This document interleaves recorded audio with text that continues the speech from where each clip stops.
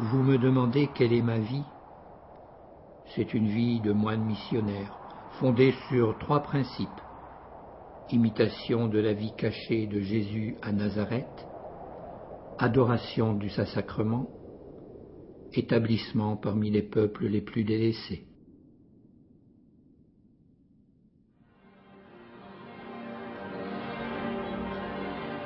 C'est à l'ombre de la cathédrale de Strasbourg que naît Charles de Foucault le 16 septembre 1858. Il est rejoint 3 ans plus tard par sa sœur Marie. À quelques mois d'intervalle, ils sont brutalement privés de leurs parents. 3 mois après la mort de sa mère, devant sa sœur, sa petite sœur et lui, la grand-mère meurt d'une crise cardiaque.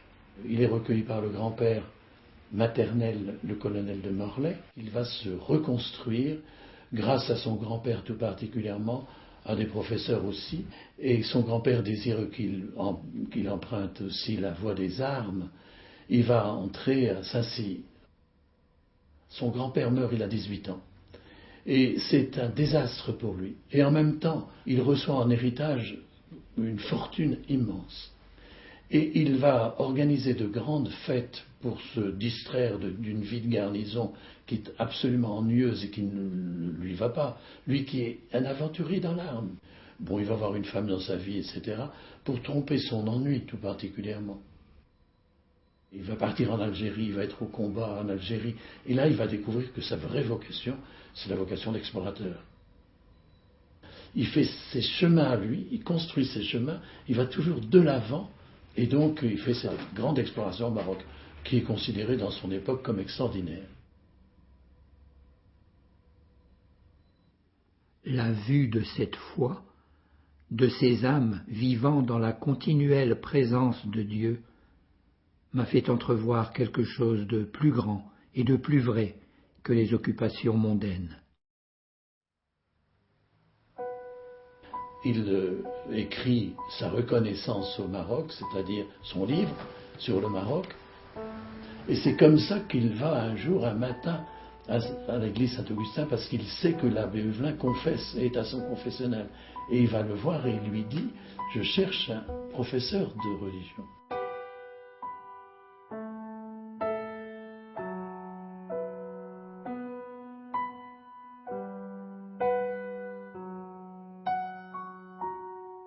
Je crois qu'il a rencontré en Huvelin un père extraordinaire, une figure paternelle accueillante, chaleureuse, et puis tellement, avec tant de discernement, que pour lui, bon, il a tout déballé.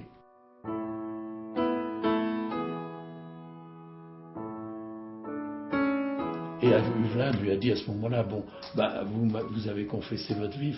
Bon, et comme il avait dû travailler toute la nuit intellectuellement, il n'avait pas mangé, qu'il fallait communier à jeun à cette époque-là, Huvelin lui a dit, mais allez communier.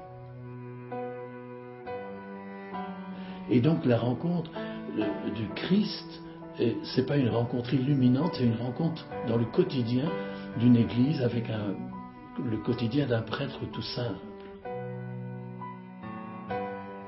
Aussitôt que je crus qu'il y avait un Dieu, je compris que je ne pouvais pas faire autrement que de ne vivre que pour lui. Ma vocation religieuse date de la même heure que ma foi. Alors, ces idées de grandeur vont être touchées extrêmement fortement parce que l'abbé Huvelin va lui demander, il va lui dire de faire un pèlerinage en Terre Sainte. Et là, il va aller entre autres à Nazareth, et Nazareth, c'est en plein hiver, ce sont des rues boueuses, et il se dit comment le Fils de Dieu fait homme a vécu là-dedans, enfin cette vie-là, de cette vie de pauvreté, de rien du tout. Et donc c'est comme ça que de fil en aiguille, il va penser aux trappistes de Notre-Dame-des-Neiges, parce que c'est les plus pauvres, et que surtout ils ont un prieuré très pauvre en Syrie, dangereux parce qu'il y a des persécutions, etc. Et il m'est fait comme la leçon pour dire vous n'êtes pas assez pauvres, et je veux fonder un ordre plus pauvre. Et c'est comme ça qu'il va quitter les trappistes pour fonder Alors il va vivre à Nazareth, en imitation littérale de la vie de Nazareth, comme domestique, etc.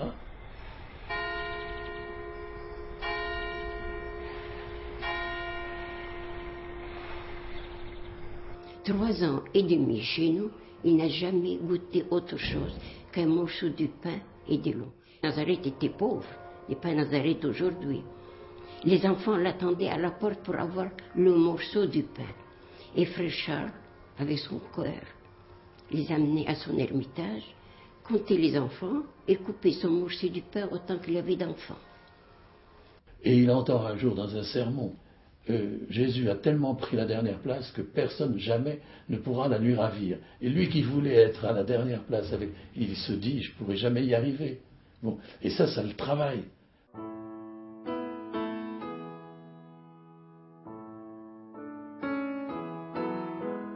Il va voir que Dieu est amour, que le Christ est un cœur d'abord. Bon. Et donc, ces excès vont le faire se rapprocher avec l'humanité du Christ.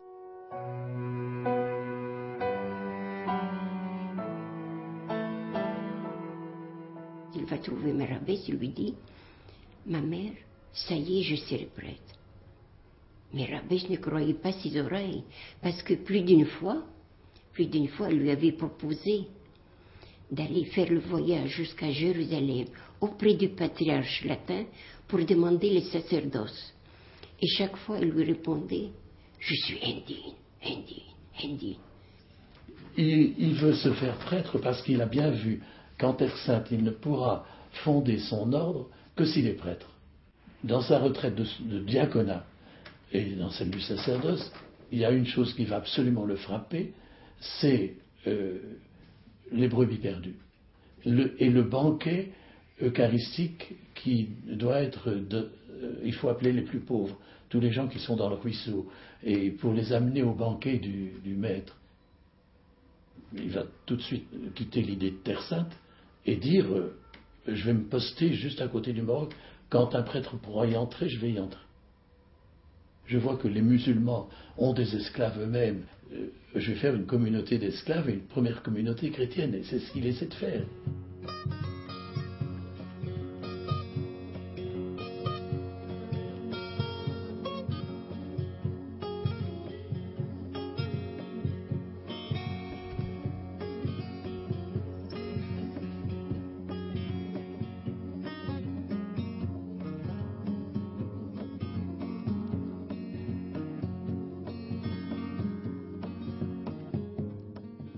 Comme ceux que conduit l'Esprit Saint, il se laisse, lui, conduire par les circonstances.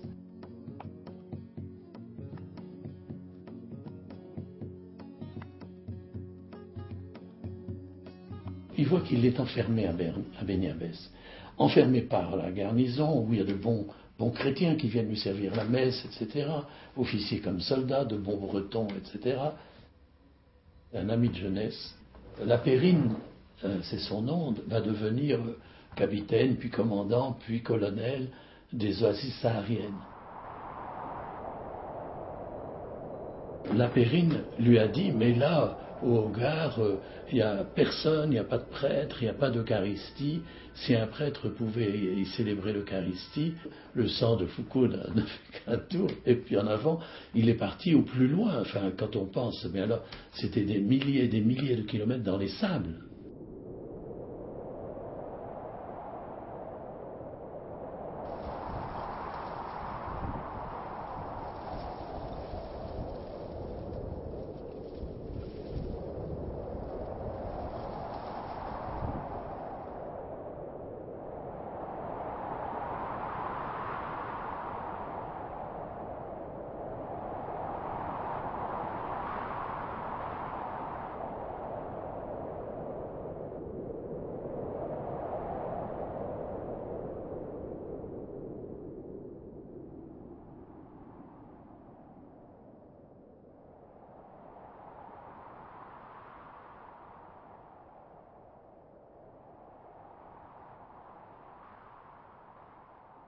Il se dit, il faut au fond des petits cultivateurs qui viennent là-bas au Hogar, des petits commerçants chrétiens, des prêtres aussi, mais des prêtres incognito, il dit, c'est-à-dire des prêtres qui soient des scientifiques et qui fassent un travail scientifique.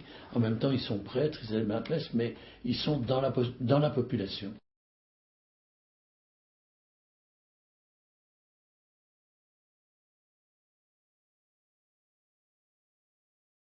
C'est ça, ce qui m'attirait, c'était une vie à la suite de Jésus, selon l'Évangile, sans rien d'autre, disons.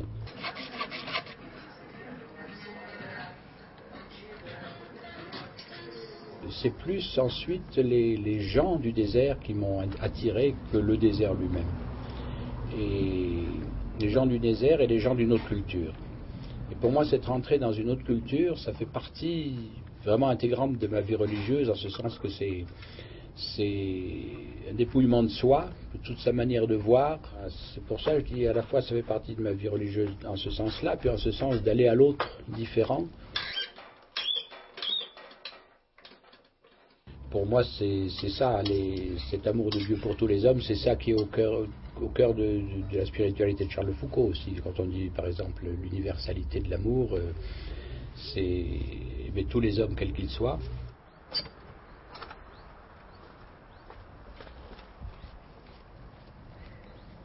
Je peux vous raconter l'histoire de Aïcha, une maman qui a 3 enfants dont 2 sont handicapés. 14 ans et 3 ans, gros retard psychomoteur. Et bon, ça fait déjà plusieurs mois qu'on essaye de vivre ensemble des rencontres avec des médecins qui pourraient améliorer la situation de ces enfants. Et dernièrement, cette maman qui a beaucoup de ténacité, et ici il en faut pour arriver à ses fins, elle a obtenu un fauteuil roulant pour l'aîné qui a 14 ans. Et un petit fauteuil avec très pratique, léger. Et ensemble, on a mis l'enfant sur le fauteuil. Et pour la première fois, lui qui avait peur, il a mis ses mains sur les roues et il s'est aperçu qu'il pouvait avancer. Et ça, c'était vraiment magnifique.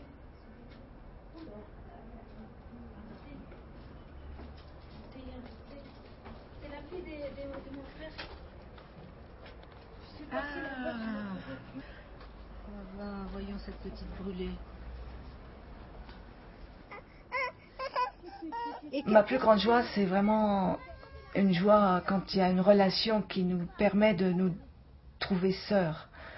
Oui. Ou quelquefois maman, comme je commence à avoir l'âge d'être appelée maman par de plus jeunes femmes. C'est toutes les relations simples de la vie quotidienne qui sont notre joie.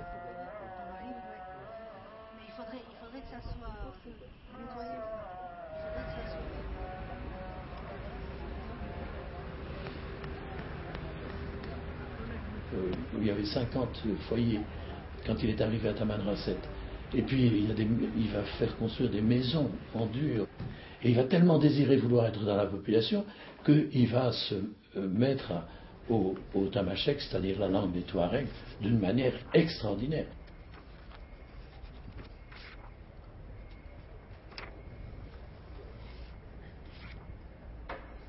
Alors, Foucault recueille des proverbes et des poèmes pour apprendre la langue et entrer dans la langue et puis faire son dictionnaire Touareg français, français Touareg. Donc il était vraiment plongé dans la vie des Touaregs.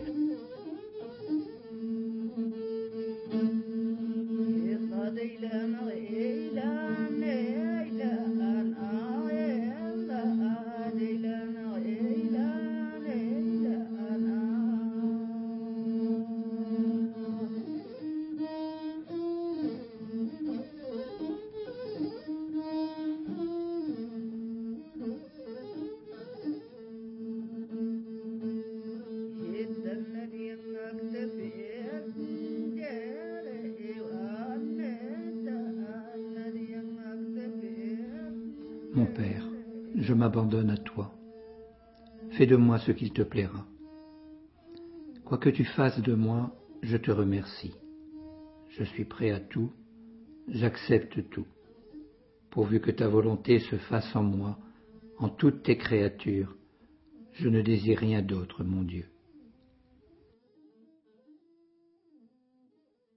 L'Eucharistie qui est Dieu parmi nous pour le salut du monde. Et vivre ça chaque jour à l'Eucharistie, apporter tout ce que je vis, toute ma misère. La misère qu'on a, on parlait hier de ce moment de Charles Foucault dans sa vie où il était malade et où il a reconnu qu'il n'était pas grand-chose. Pour moi, ça fait profondément partie de ma vie, ça. Savoir qu'on est pauvre type, mais c'est avec cette pauvreté et en solidarité avec tous les pauvres qui nous entourent qu'on va vers Dieu. Pour moi, c'est ça l'évangélisation, c'est-à-dire apporter l'évangile et le salut au monde, quoi. On a décidé de faire un grand voyage de noces d'une année, pratiquement, à Jérusalem. Et là, on a rencontré les petites sœurs de Jésus, à la fois celles qui étaient du côté palestinien dans la vieille ville de Jérusalem, et à la fois celles qui étaient en côté israélien. Et on a été marqué par leur accueil, la simplicité de leur accueil, la proximité aussi avec leurs voisins. Ouais. Et on leur a dit, on veut vivre comme vous. Ouais. Et elles nous ont dit, fondez. Et en fait, on connaissait, nous, on était jeunes à l'époque, on connaissait personne. On se sentait attiré par la vie communautaire, ces petites cellules, voilà. Et aussi la proximité avec les voisins, quoi, avec les gens qui habitent aux alentours, et tout en étant une famille. Alors on se disait, est-ce que c'est possible? Parce que pour l'instant, il n'y a que des religieux, des religieuses. Est-ce que c'est possible en tant que couple de pouvoir vivre ça? Et c'était vraiment en voyant la lettre de frère Emmanuel de Grenay, qui nous disait, il citait carrément frère Charles en disant, il faut des Priscille et Aquila. Et Priscille et Aquila, c'était donc ce couple qui vivait avec Saint Paul, qui tissait des tentes. Et là, on s'est dit, vraiment, ça correspondait, quoi. C'est comme un puzzle qui s'emboîtait. On disait, ça y est, on a trouvé quelque chose, quoi.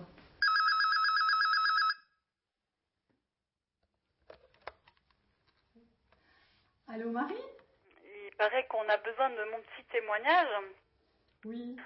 Je pense que le plus gros cadeau que m'a apporté la fraternité, c'était ce monde de prière dans lequel on a baigné depuis qu'on était petit, en fait, avec ce lien fort dans la famille et qui nous a construits. Et c'est tout ce petit trésor qui nous a été transmis en tant qu'enfant. Moi j'ai un souvenir aussi assez fort, c'est vrai, des frères qui passaient, les frères qui étaient en mission un peu dans le monde entier. Et c'est vrai que ça nous a donné une belle ouverture sur le monde, quoi. Je suis quand même fière de mes parents qui ont posé cet engagement, qui le renouvellent d'ailleurs chaque année, et ça me rend heureuse finalement de voir mes parents comme ça, quoi.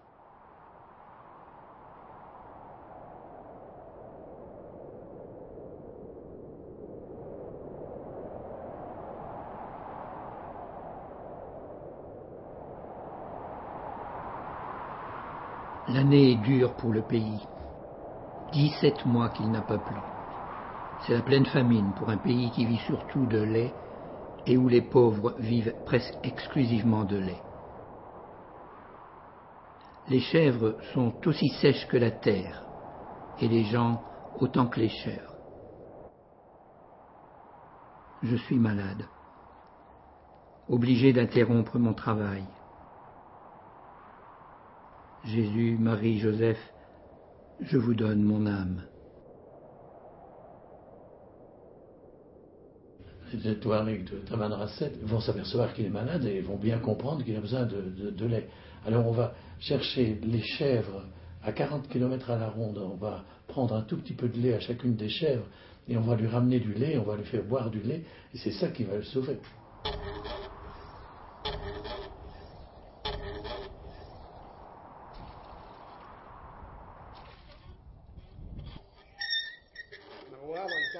Ce sont des pauvres qui sauvent. Lui qui voulait les sauver, il voulait faire le bien, c'est eux qui font le bien. Et c'est là, je crois, que va naître son idée de l'union. C'est-à-dire des prêtres, des laïcs de toutes sortes venant faire ce travail de missionnaire isolé, comme il dit.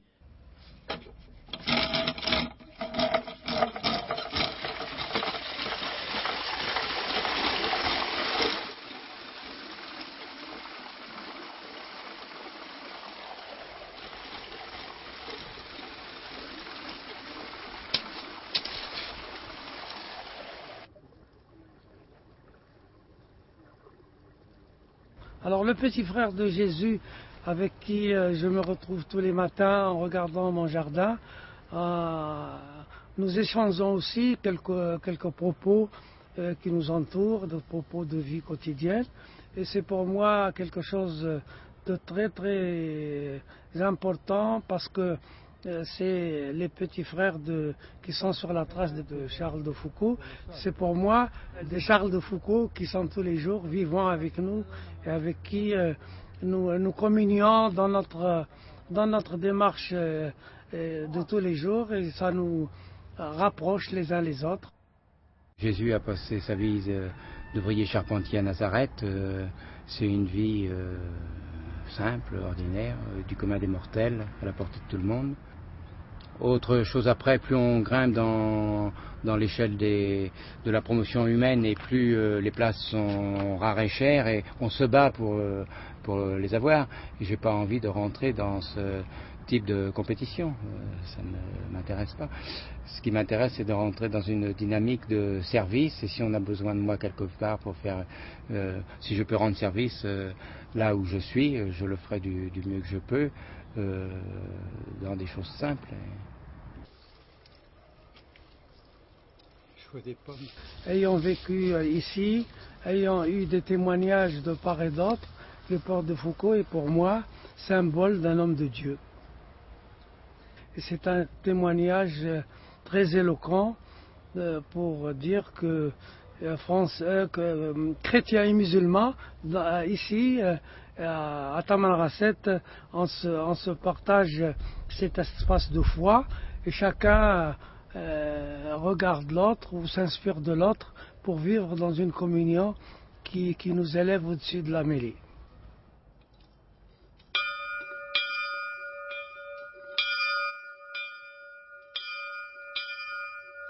Le 1er décembre 1916, des guerriers sénoucistes se battant pour l'indépendance du Sahara entourent le fortin que Charles de Foucault a fait construire pour protéger les villageois.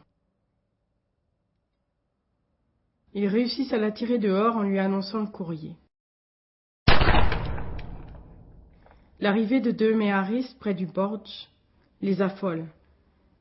Le jeune garçon qui a la garde de Charles de Foucault prend peur et tire. La balle atteint Foucault, qui meurt sur le champ.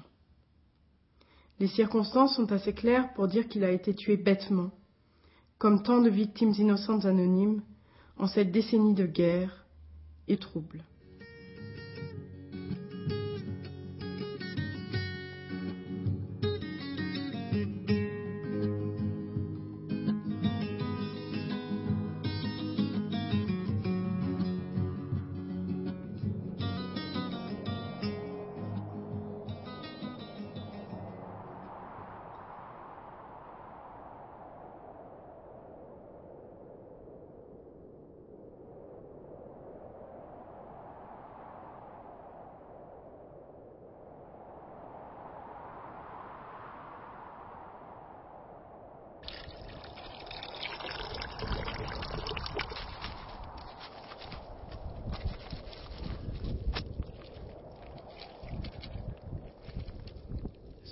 Souvent les gens quand ils arrivent, ils nous disent à peu près excuse-nous, on vient déranger votre solitude.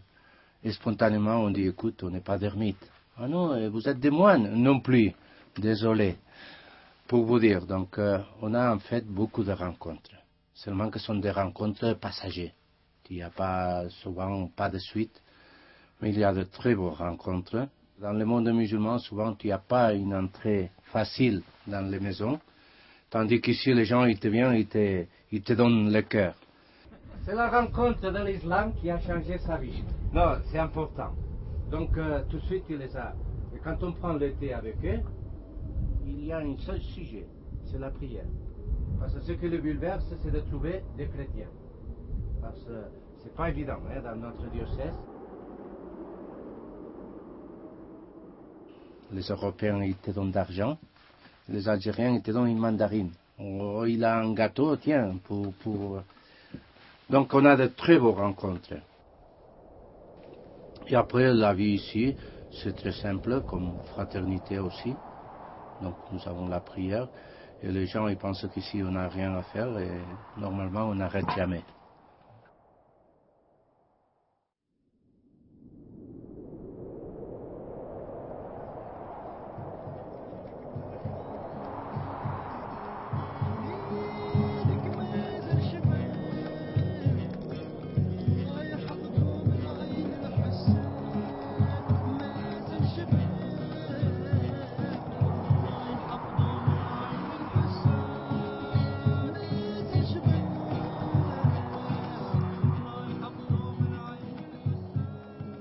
avec les gars d'école, avec la météo, nous sommes une petite famille. Comme ils ne savent pas quoi faire pendant la journée, ils viennent ici, on en profite pour prendre le thé, pour faire de l'arabe, et en fait, le message passe. C'est pas d'évangéliser, mais les valeurs évangéliques, je crois que ça se passe. Et pour les gens ici alentour, je crois qu'on nous aime beaucoup.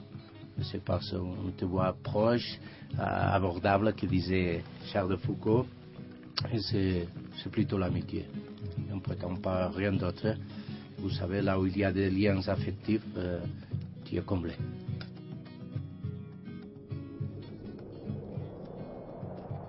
Vous allez dans un campement, par exemple, et ce rapport à Dieu, que tu vois qu'il n'y a rien de faux, hein, avec la misère qu'ils ont et tout ça, et vivre avec le minimum et toujours ils sont gays, ils sont, donc franchement, souvent on voit à eux les pauvres de Yahvé. Et nous qui voulons être petits frères, on a du travail à faire, hein, quand ils voient nos voisins.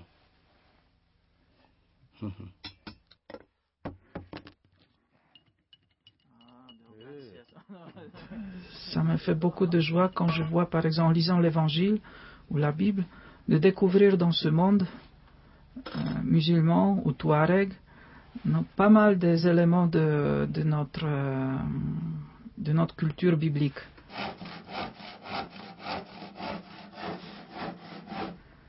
Pas mal des éléments qui sont communs, et je dirais plutôt, pour moi c'est une surprise que la Bible ou l'Évangile, plutôt la Bible est conçue dans le monde nomade ou arabe ou sémite. Et ça me touche. En lisant des psaumes, par exemple, matin, voilà, il y a vraiment pas mal des éléments de ce monde d'ici. Vous savez que notre prière essentielle, c'est l'adoration. Et après, on a les typiques, l'ode, vêpres, etc., en communauté. Mais ça, chacun doit trouver son rythme.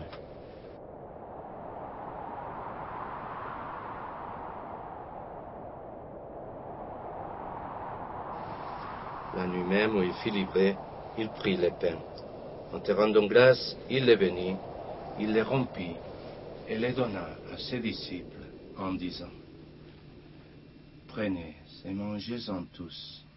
Ceci est mon corps livré pour vous. Le point de convergence pour Foucault, c'est le baptême. Donc il fait appel aux baptisés de toutes sortes, comme il dit, prêtres comme laïcs, pour mettre en œuvre leur baptême, donc pour être missionnaire. N'attendez pas des directives du pape. Vous êtes capable, avec l'aide de l'Esprit Saint, vous êtes capable d'avoir votre conscience personnelle à vous et d'inventer.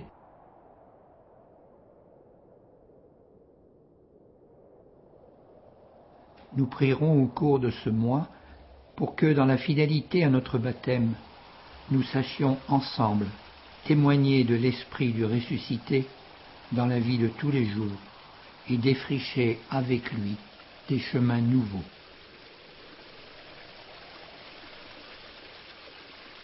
Nous vous proposons comme parole pour ce mois cette phrase de l'Évangile dont Charles de Foucault a dit quelques mois avant sa mort quelle était la parole qui l'avait le plus touché et transformé. Elle se trouve dans l'Évangile de Matthieu au chapitre 25, verset 40. En vérité, dit Jésus, tout ce que vous avez fait à l'un de ces petits qui sont mes frères, c'est à moi que vous l'avez fait.